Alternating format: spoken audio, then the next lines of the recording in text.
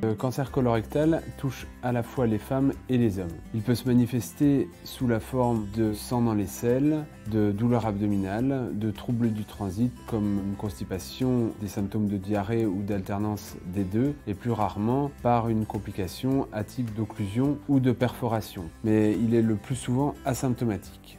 Le test de dépistage se justifie d'autant plus que le cancer colorectal dépisté tôt se guérit dans plus de 90% des cas.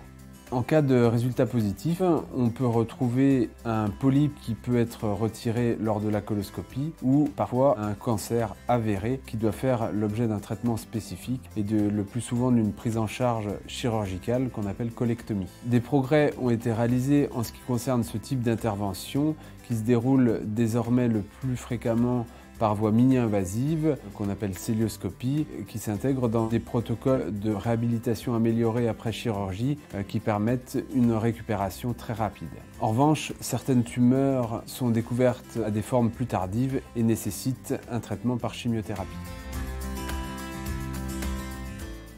Une fois la tumeur retirée par le chirurgien, là vont intervenir nos collègues anatomopathologistes qui vont analyser ce qui a été enlevé pour nous permettre de discuter éventuellement de traitements complémentaires. L'élément principal est l'atteinte des ganglions retirés pendant l'intervention.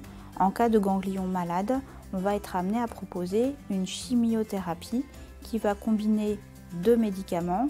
Et aujourd'hui, ce traitement est la plupart du temps proposé pour 3 mois, hors situation particulière.